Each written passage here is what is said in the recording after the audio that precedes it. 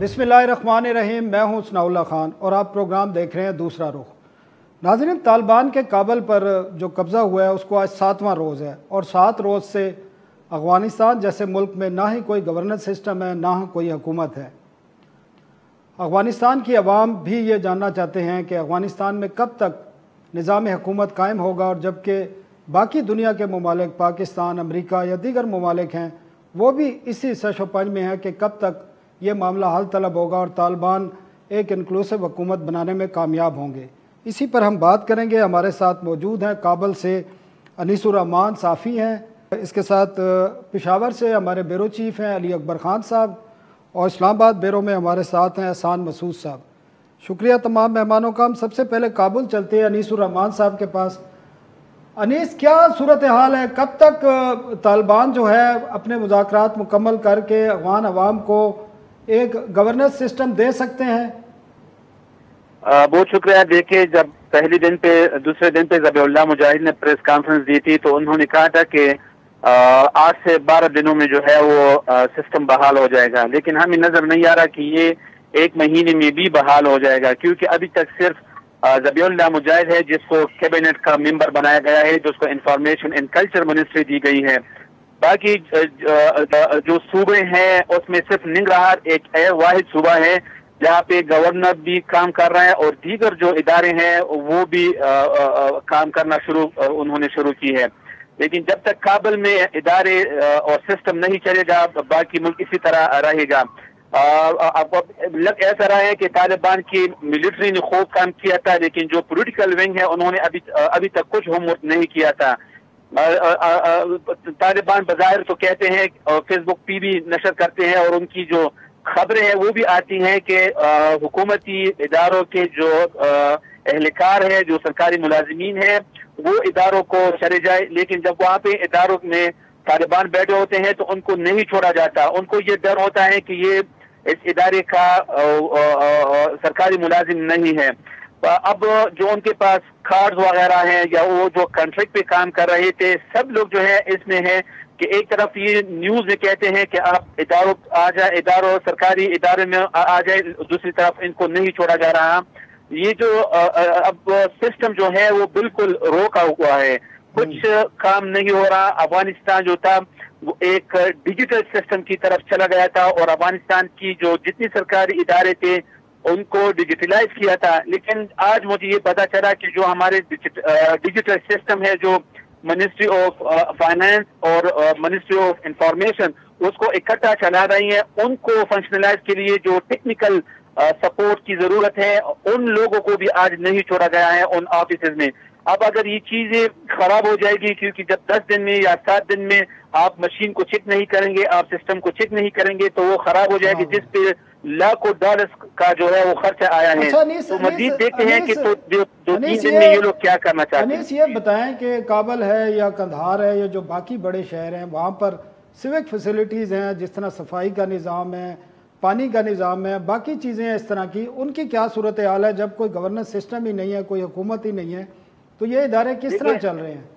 आज मैं बाजार गया था तो जिनसे मैं सौदा लेता हूँ उनके पास प्रोडक्ट्स मौजूद नहीं थे, कुछ प्रोडक्ट्स। तो मैंने कहा कि आपके पास ये प्रोडक्ट्स नहीं है। कह रहे हैं कि अफगानिस्तान की जितनी भी बड़ी मंडियां हैं, जितनी भी बड़ी बाजार हैं, या जितनी भी जहाँ से सामान अफगानिस्तान आते थे, कहते हैं कि वो अभी मंडी में मौजूद नहीं है या जो है दीगर ममालिक से आ नहीं रहे। अब मुझे ये खतरा महसूस हो रहा है कि अगर ये सिस्टम बहाल नहीं होता मजीद 10 दिन में, तो अफगानिस्तान में बहुत सारी चीजों की क्राइसिस आ जाएगी, क्योंकि पहली जो गवर्नमेंट थी उनका जो कस्टम सिस्टम था वो अलग था। अब तालिबान क्या कर रहे हैं, या तालिबान उनको कैसे सपोर्ट कर रहे हैं, या तालिबान उनको कैसे डील कर रहे हैं, अभी तक उनका कुछ पता नहीं। तो क्योंकि अफगानिस्तान की ज्यादातर चीजें जो थी वो Pakistan, India, Iran, Tajikistan, Uzbekistan ऐसी कंट्री से आती थी, लेकिन अभी तक जो ताजरान हजरात हैं वो उन्होंने अपना बिजनेस रोका हुआ है, क्योंकि एक करेंसी का मसला है, क्योंकि करेंसी डिस्टेबलाइज हो चुकी है और मजीद खर्चा है कि ये डिस्टेबलाइज ना हो। दूसरी बात ये है कि जो बैंक का सिस्टम है वो रुका हुआ है। बड़ी इंपॉर्टेंट आपने बात की है। इसके साथ ये भी बताएं कि ये जिस तरह आप कह रहे हैं कि इन 4-5 ममालिक से ट्रेड होती थी, अफगानिस्तान का माल भी जा रहा है और उधर से भी आ रहा है, तो इनका जो टैक्सेशन का सिस्टम था, रेवेन्यू का कलेक्शन का सिस्टम था, वो इंटैक्ट है या वो भी क्लैप्स कर चुका है इस वक्त?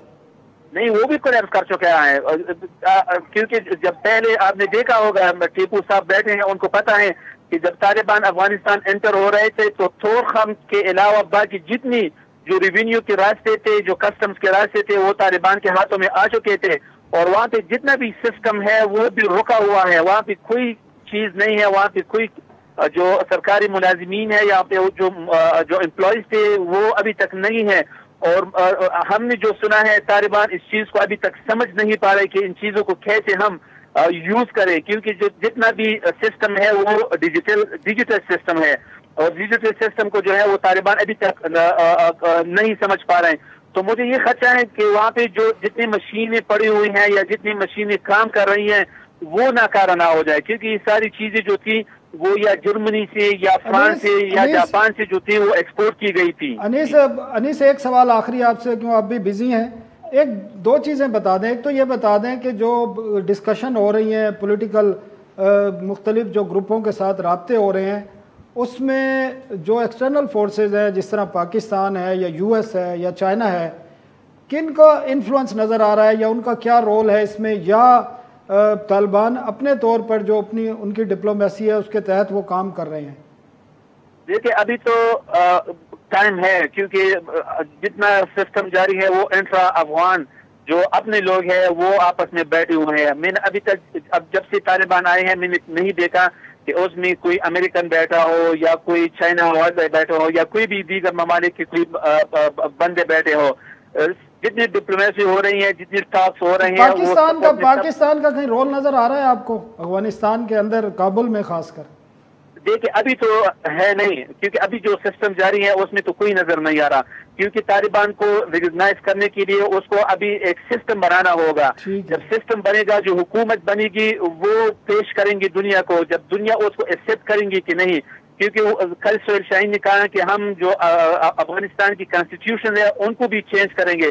अब ये सारा होमवर्क जो है इसके लिए बहुत ज्यादा टाइम चाहिए, और अफगानिस्तान आवाम की अफगानिस्तान की आवाम चाहती है कि जल्द अज जल्द सिस्टम बहाल हो जाए, और जब तक ये चीजें बहाल नहीं होती तालिबान जो है एक बहुत बड़े चैलेंज के लिए जो है वो सामना करना। अनीसुर रहमान, बहुत शुक्रिया आपका, आपने हमें टाइम दिया। जी एहसान, ये जो सूरत हाल तो गंभीर किस्म की बता रहे हैं, क्योंकि वहाँ पर मौजूद हैं, गवर्नेंस कोई नहीं है, इदारे क्लैप्स हुए हैं और 7 दिन हो गए, और आगे भी वो कह रहे हैं कि मज़ीद भी काफ़ी टाइम लग सकता है। तो किस तरह ये बाकी दुनिया किस तरह रिस्पांस करेगी इस पे? बिल्कुल एग्जैक्टली, इसने एक बड़ा अच्छा वो पॉइंट रेस किया कि वहाँ पे जो तालिबान का मिलिट्री कमीशन है उसने तो अपना होमवर्क किया था कि कितने दिनों में और कैसे हमने इलाकों पे कब्जा करना है, लेकिन जो पॉलिटिकल कमीशन है उनकी तरफ से वो चीज़ें नहीं हुई थी, और जिसका रिजल्ट भी हमें नज़र आ रहा है कि अभी तक ना गवर्नमेंट ना बल्कि कुछ इस तरह की कोशिशें भी हो रही हैं कि हक्कानी जो ग्रुप है तो वो अपनी तरफ से एंगेज कर रहा है जो अफगान लीडरशिप है अब्दुल्ला अहमद करज़ई को, जबकि मुल्ला बरादर जो ग्रुप है वो बल्कि आज वहाँ पे वो पहुँचा है तो वो भी अब लोगों को एंगेज कर रहा है। तो आपस में एक इंटरनल स्ट्रगल का भी वो एक हमें मिल रहा है, इंप्रेशन मिल रहा है वहाँ से कि तालिबान कोशिश यानी दोनों तरफ से, बल्कि तालिबान के अंदर भी दड़े हैं, वो यानी जो कंदहार से ताल्लुक़ रखने वाले तालिबान हैं और ज़्यादातर लीडरशिप है भी कंदहार से, और फिर नान कंदहारी, और इसमें सबसे ज़्यादा जो मजबूत दड़ा है वो ईस्टर्न अफगानिस्तान में पख्तिया में हक्कानी नेटवर्क है। तो वो चीज़ें भी हमें नज़र आ रही है। और दूसरा सबसे जो बड़ा इशू अभी मुझे तो ये भी खदशा लग रहा है कि फूड क्राइसिस वहाँ पे मर्ज न हो, क्योंकि बॉर्डर पे जो पहले ट्रांसपोर्टेशन होती थी वो म्यूचुअल ट्रेड होती थी। हम अली अकबर से पूछेंगे क्योंकि तोरखम पे काफ़ी मूवमेंट है। अली अकबर, अब आपने अनीस की भी बात सुनी होगी और वो भी कह रहे थे कि ट्रेड के हवाले से, क्योंकि पाकिस्तान, इंडिया, ताजिकिस्तान, ईरान से अफगानिस्तान के लिए चीज़ें आती हैं और वहाँ पर कस्टम का जो सिस्टम है और बाकी सिस्टम है वो भी क्लैप्स हुए हैं। तो क्या सूरत हाल है? पाकिस्तान से एक्सपोर्ट चीज़ें जा रही हैं और वहाँ से आ रही हैं, और क्या सोच रहे हैं कि पेशावर में, क्योंकि काफ़ी इंटरनेशनल मीडिया भी पहुँच चुका है, तो अफगानिस्तान की सूरत हाल को कैसे देख रहे हैं सब लोग? करूँगा जो अफगानिस्तान की सिचुएशन है, और जिस तरह एहसान ने भी कहा, अनीस ने भी कहा कि तैयारी नहीं थी बिल्कुल, मतलब जिस तरह अमेरिकन CIA को और दीगर एजेंसियों को पता नहीं चला कि तालिबान इतना जल्दी जो है वो कंट्रोल हासिल कर लेंगे। तो उसी तरीके से जो हालात हम देख रहे हैं तो उसी मुनासिबत से तालिबान की तैयारी भी नहीं थी और इसी वजह से पूरे अफ़गानिस्तान के अंदर ये पैनिक है। टाइम लगेगा इनको, लेकिन जल्द अज जल्द कोई फौरी या अबूरी सेटअप को तश्कील देना चाहिए और उसके बाद चेंजेस होनी चाहिए ताकि अवाम को पता हो कि उनकी ये हुकूमत है। जहाँ तक क्राइसिस की बात है तो इस वक्त काबुल जलालाबाद के अंदर पैनिक है और लोग इधर उधर, अभी तक काबुल एयरपोर्ट पे आप देख रहे होंगे कि लोग जाने की कोशिश कर रहे हैं। तो तोरहम बॉर्डर पे ट्रेड पाकिस्तान के साथ जो है वो उसमें इजाफा देखा गया है और जो गुज़िश्ता 2 दिन है उसके अंदर तकरीबन 1100 से ज़ायद जो कि कार्गो ट्रेलर है वो अफ़गानिस्तान और पाकिस्तान क्रॉस कर चुके हैं और उसके अंदर जो है काफ़ी ज़्यादा है। पहले अगर मतलब रोज़ाना की बुनियाद पर 100 तक ट्रेलर अफ़गानिस्तान जाते थे या पाकिस्तान आते थे, उस तो तकरीबन डबल हो गए और उसके अंदर ज़्यादातर जो है खुराकी अशिया है। अब यहाँ से चीज़ें तो जा रही है, मुख्तलिफ ममालिक से भी तोरहम बॉर्डर के ज़रिए पहुँच रही है, लेकिन अफ़गानिस्तान के अंदर सिचुएशन जो है वो पैनिक वाली सिचुएशन है। तो उन जगहों तक शायद पहुँचने में मसला हो और ये मसला कुछ दिनों तक जो है वो जारी रहेगा जब तक चीज़ें सेटल नहीं हो जाती। और सेटलमेंट के लिए ज़रूरी है कि फ़ौरन तालिबान एक ऐसा निज़ाम तश्कील दे कि लोगों को पता चले और उसके बाद जो दड़े है या सियासी फ़रीक है तो वक्तन फ़वक्तन उनको एकमोडेट किया जाए। सबसे पहले तो मैं ये बात करूँगा कि जो पॉलिटिकल फेसेस है, जैसे वहाँ पर करज़ई हो गया, अब्दुल्ला या दीगर जो लोग हैं और मीडिया जो है, तो उनको आगे करे ताकि लोगों को जो है वो तहफ़्फ़ुज़ का एहसास दिलाए और लोगों को एजुकेट किया जाए कि कुछ आगे सब्र करे और सिस्टम जो है वो इंटैक्ट हो जाएगा। इस वक्त अफ़गानिस्तान में लोगों का एतमाद बहाल करना जो है वो ज़रूरी है।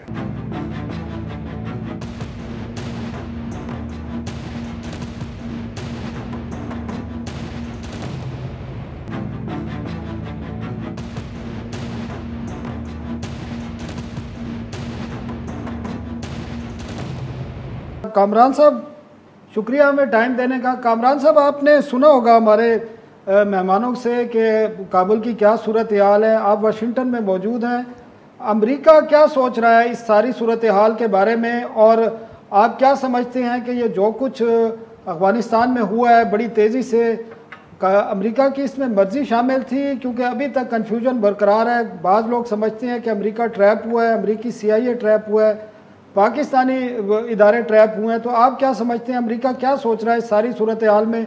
आने वाले दिनों में क्या आपको लगता है अमेरिका कौन सा जो है डायरेक्शन लेगा, क्या सूरत हाल होगी?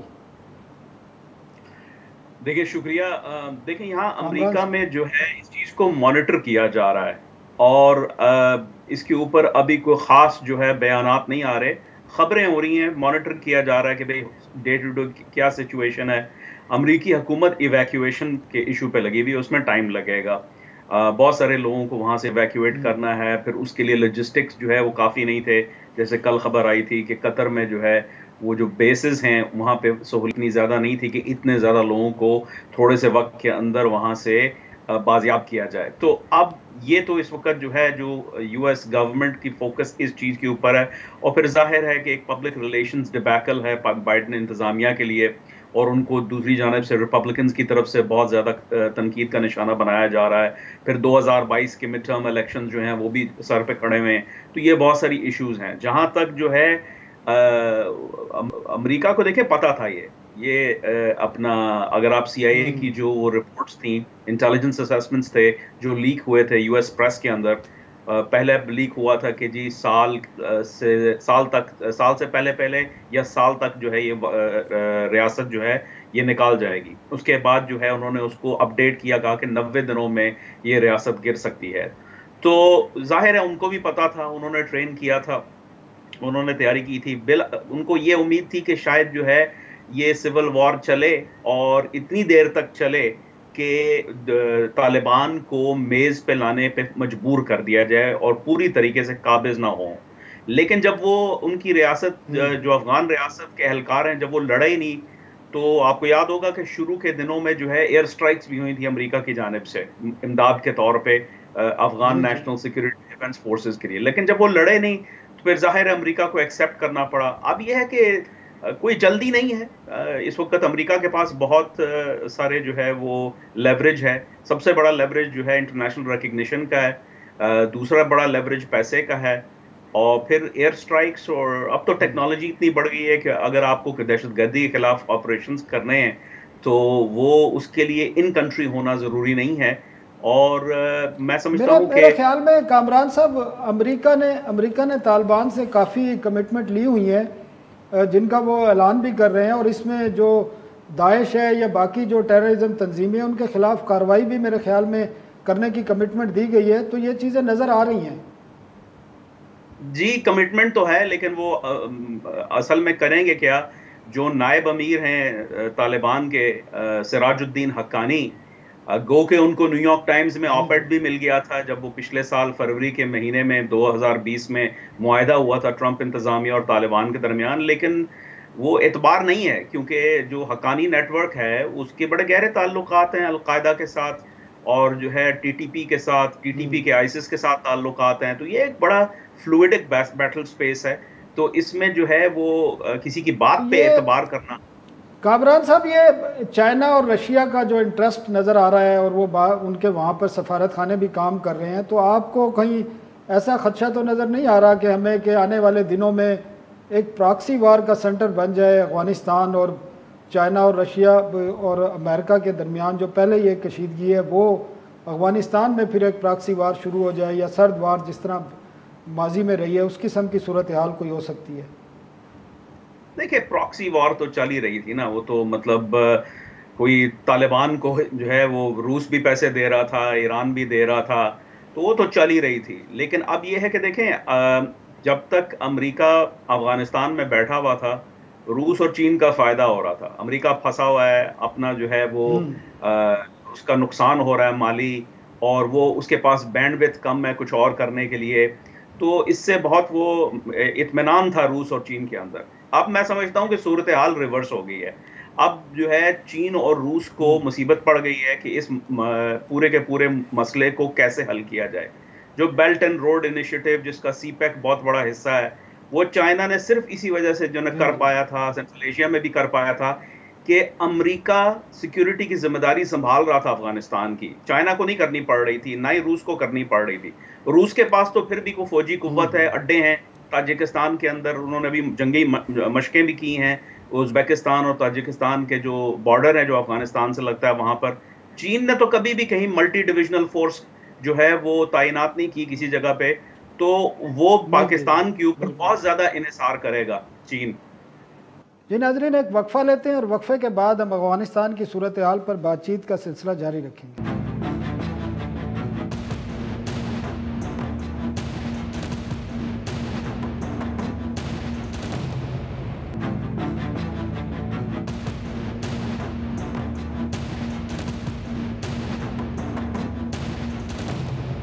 खान साहब, इस सारी सूरत हाल में अमेरिका से भी हमने रिपोर्ट ली है, काबुल से भी ली है, पाकिस्तान कहाँ खड़ा हुआ है? पाकिस्तान जिस तरह यानी यूएस एडमिनिस्ट्रेशन या बाइडेन एडमिनिस्ट्रेशन उनकी ये असेसमेंट थी कि अभी टाइम लगेगा काबुल को पे कब्ज़ा करने, तो पाकिस्तान में भी इस तरह के वो यानी थिंकिंग थी। बल्कि कुछ दिन पहले एक ब्रीफिंग दी गई, कुछ जर्नलिस्ट को बुलाया था सिक्योरिटी इदारों की तरफ से, तो उनमें भी यानी ये हमें कहीं से भी इम्प्रेशन नहीं मिला कि वहाँ पे ये जो हमारी असेसमेंट है कि वो भी यही कह रहे थे कि इसमें टाइम लगेगा। और वही चीज़ें अभी हमें सामने भी वो नज़र आ रही हैं कि पाकिस्तान एक साइड पे कोशिश कर रहा है कि इंक्लूसिव वहाँ पे गवर्नमेंट बने, जितने भी वहाँ पे नहीं कोशिश क्या कर रहा है कि पाकिस्तान की बात सुनी जा रही है। पाकिस्तान ये भी पाकिस्तान की तरफ से अब चीज़ें सामने आ रही हैं कि वो जो इन्फ्लुएंस की बात हो रही है वो भी उस हद तक नहीं रहा जब से तालिबान ने वहाँ पे अफगानिस्तान पे कब्ज़ा किया है। तो हम यानी उनको पहले तो ये होता था कि उनको कुछ हद तक फोर्स भी वो पाकिस्तान कर सकता था, लेकिन वो कह रहे हैं कि अब वो जो लीवरेज था वो अब तकरीबन बहुत हद तक वो भी कम हो गया है। तो और दूसरा ये कि यहाँ पे नॉन पश्तून जो लीडरशिप है तो वो भी इस्लामाबाद में मौजूद है, उनके साथ भी कंसल्टेशन हो रही है। शामिल कुरैशी विजिट पे जा रहे हैं ताजिकिस्तान, उज़्बेकिस्तान, ईरान, तो उनसे भी उनकी मशावरत हो रही है। पाकिस्तान जो अप्रोच मुझे नज़र आ रहा है कि वो इस दफ़ा अकेले तालिबान को रिकग्नाइज नहीं करेगा। उनकी कोशिश होगी पाकिस्तान की कि चाइना को, रशिया को या बाकी जो रीजनल कंट्रीज है उनको साथ मिला के रिकग्निशन की बात वो एक साथ ही कर लें, ताकि फ्यूचर में हमारे ऊपर ब्लेम ना आ जाए कि पाकिस्तान ने जिस तरह 90s में कहा भी है, वो पाकिस्तान ने वो चीज़ कन्वे भी की। यही सवाल हम अली अकबर अब पाकिस्तान कहाँ खड़ा है इस सूरत हाल में? और अगर तालिबान को तस्लीम करना हो जिस तरह माजी में हुआ था 96 में, जिस तरह उस वक्त के वज़ीर इत्तलात ने भी बताया कि उनको भी टीवी के ज़रिए पता चला कि पाकिस्तान को ने तालिबान को तस्लीम कर लिया है, तो इस वक्त आपको क्या सूरत हाल नज़र आ रही है? और आया कि तालिबान पाकिस्तान से किसी किस्म की कंसल्टेशन हो रही है, या जिस तरह उनकी डिप्लोमेसी चल रही है तालिबान खुद ही सारी चीज़ें देख रहा है? सनाउल्लाह साहब, पाकिस्तान इस वक्त अपना जो रोल है वो मेरी नज़र से पॉजिटिव अदा कर रहा है, और ये पाकिस्तान अगर रोल अदा करे या ना करे, पूरी इंटरनेशनल कम्युनिटी को पता है कि ब्लेम पाकिस्तान ने ही होना है। तो इसीलिए अब जो हम मूव दे रहे हैं, जिस तरीके से जो है वहाँ से लोग आ गए, उनके नुमाइंदे, और इस्लामाबाद में कंसल्टेशन हुई सियासी सतह पर, अस्करी सतह पर, तो ये सारी मतलब जो है हुकूमत साजी के हवाले से और सेटअप के हवाले से मशावरतें जो हो रही है।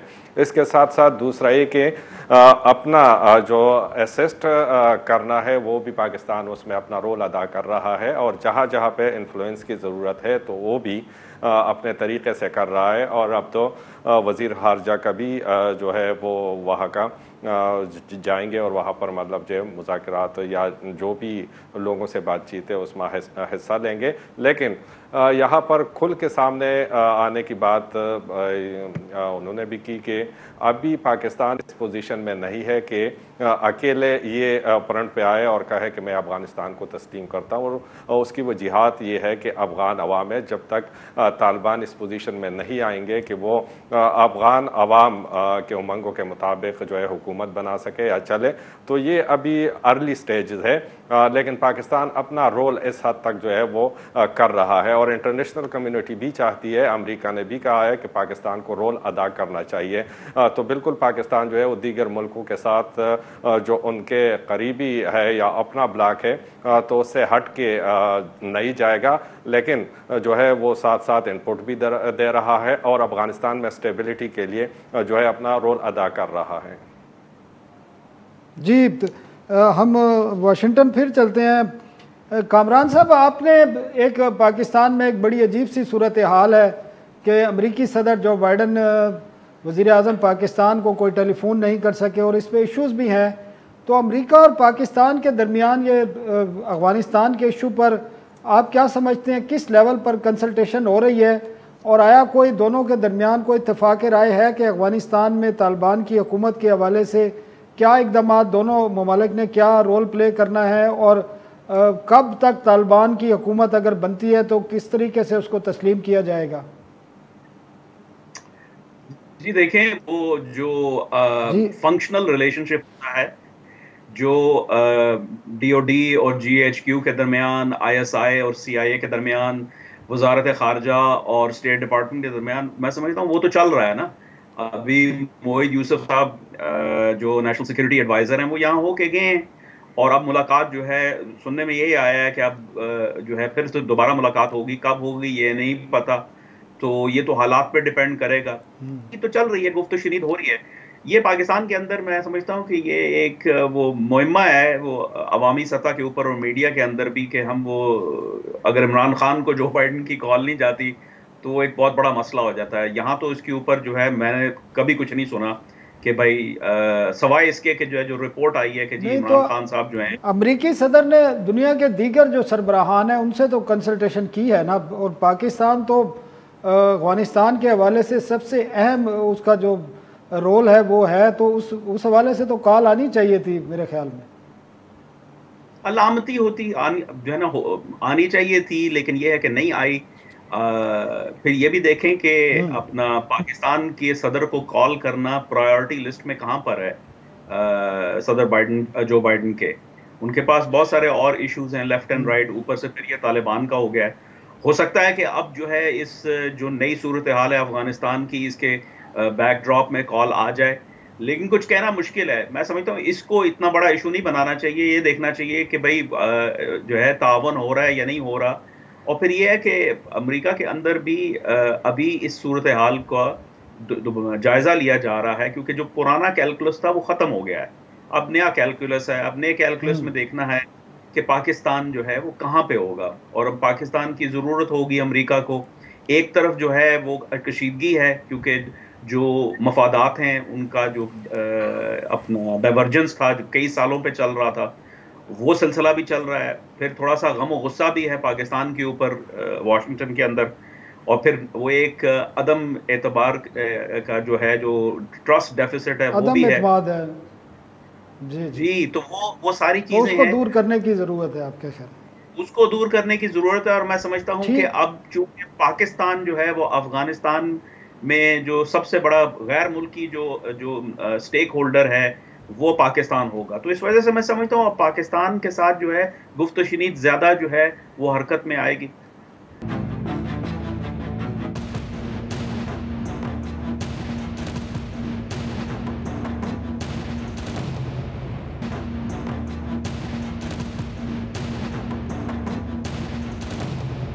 अमेरिका के जो जितने भी शहरी हैं या बाकी जो एहलकार हैं, अफगानिस्तान से इनखला के बाद अमेरिकी क्या पॉलिसी आपको नज़र आ रही है? उनके बाद उनकी स्ट्रेटजी क्या होगी? वो तालिबान के हवाले से किस तरह सामने लाएंगे अपनी जो पॉलिसी है? देखें, अफगानिस्तान के अंदर जो कुछ भी होता है, अगर वो अफगानिस्तान के अंदर रहता है तो वो अमेरिका का मसला नहीं है, वो उसके ऊपर कोई यहाँ परेशान नहीं हो रहा। ये जो सदर जो बाइडन ने जो जिस तरीके से जो है विड्रॉल किया, और उससे पहले ट्रंप इंतजामिया ने जो है ना जो बातचीत शुरू की, उससे साफ जाहिर होता है कि अमरीकी अवाम मजमूई तौर पे अफगानिस्तान से अपनी जान छुड़ाना चाहती है।